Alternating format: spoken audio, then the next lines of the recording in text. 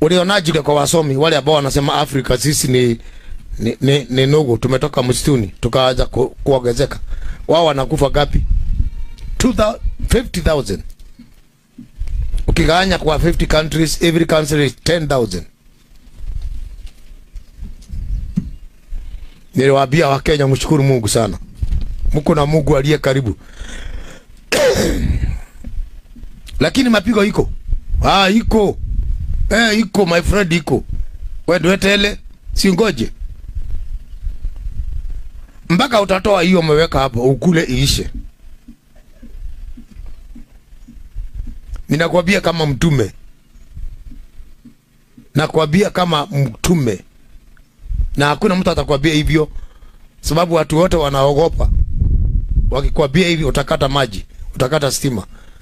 Me, I'm here to tell you what God want. You have to calm down, no matter who you are.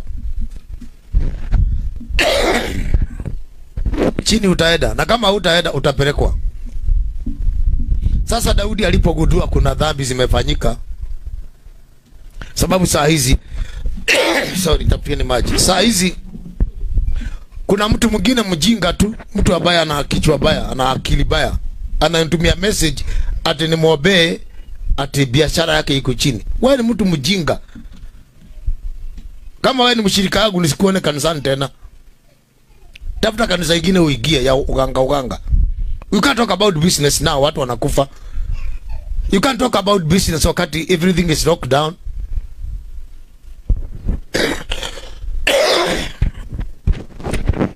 Hiyo text tumia polisi wakupatie security.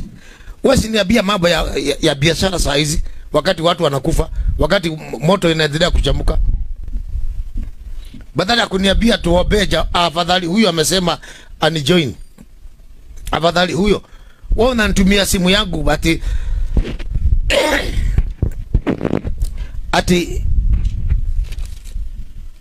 Apostle, naomba nikubuke biashara yangu imeenda chini, na kama una kitu unitumie. Wewe mtu mkigumu, wewe mtu mjinga sana. Tafuta watu kama wewe ni mshirika wangu hama. Hata unahama wapi na kanisa zilifungwa? Wewe si mshirika wangu mimi. Wewe ni mshirika wa corona. Wewe sikuniambia sasa mimi niko hapa mwenyewe msituni huko. Sikia vile ninakohoa. Hii upepo ni anga ingine, si anga mimi nakuaga. Na kutoka usiku mpaka inani affect. I'm 67 years. Uniambie ni kuombea biashara na watu wanakufa. Wewe mtu mjinga sana wewe. Kama wewe ni mshirika, kanisa zikifunguliwa usikuje. Hata sitakuja hizo kanisa zenyu. Niliwaambia ni vioski na zimefungwa. Hii ni wakati wa kila mtu kutafuta ni kitu gani tumekosea Mungu. Weka biashara kado, itaisha tu yenyewe. Ni watu kuja kutafuta Mungu. Ni kitu gani Mungu tumekosa? Mpaka watoto wamekosa masomo. Mpaka watoto wamekosa masomo. Watoto wamekosa masomo. Na si watoto wenye makosa, ni sisi wazazi, sababu watoto hawajafika kiwango ya kuongea na Mungu. Ni sisi wazazi. Sisi ndio tumekosea Mungu. Ni sisi wahubiri. Kwa nini tumefikia kiwango ya kanisa kutukanwa, ifugwe siku moja na kiozi na mochari? Tumekufanyia nini Mungu? Mungu tumekosa. Kwa nini kanisa ikifugwa siku tofauti is another case? Lakini kanisa inafugwa na kioski siku moja, na bar one day. Well, there is nowhere you guys you can boost yourself. No. Hakuna mahali unaweza kujibosi wewe mwenyewe. Either wewe ni pastor, either wewe ni nani, either wewe ni Christian. Kwa nini matusi hii imeenda? Ni kweli Mungu ataonekana, lakini it is so sad. Ati saa hizi wewe unataka kuniambia mimi ni tuombee biashara yako, na hatujui wewe ndio unaweza kuwa umeletea watu corona. Sasa huyu mtu ni rafiki ya Mungu sana, Daudi.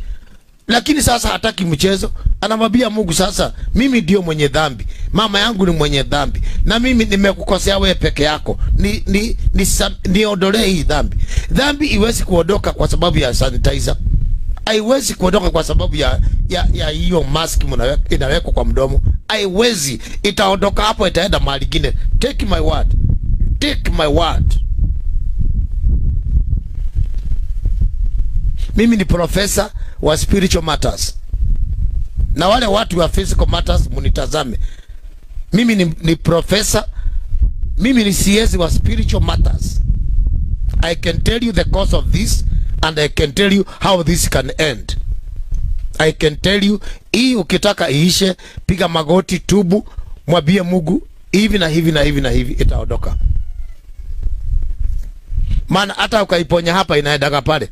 It keep going round. Si kitu ya tunafikiri itoke China iende all over the world. Si kitu kidogo nafikiria hivyo. Ni kitu inapata barua kama ni Mungu anachapa. Maana mimi Mungu aliniambia kitu itakuja kichapo. Upande moja ni kuinua, upande moja ni kuchapa.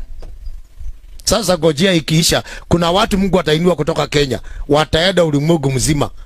Hapa wataenda kupeleka huyu Mungu. Sababu Mungu ataonekana hapa Kenya. Hapa Kenya Mungu ataonekana hapa. Wewe gojea uone. Hapa Mungu ametengeneza kitu ambacho kitatoka hapa, nilikwambia.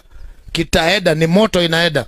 Vile Obama alizaliwa, baba yake ni wa kutoka hapa. Akaenda Amerika. Akaenda akazaa mtoto huko. Mtoto akaitwa Obama, akawa mtawala wa Amerika. Kisasi kimoja tu. Sasa kitu Mungu atafanya. Hii Kenya unaiona. Watatoka watu hapa, wataenda ulimwengu mzima. Take my word. Na ukae na hiyo neno niulize.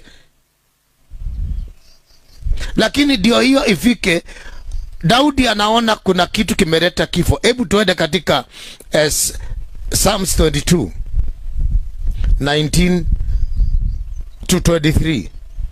Lazima tujue kuongea na Mungu na what is now. Tunaombea nini sasa? Saa hizi si saa ya biashara.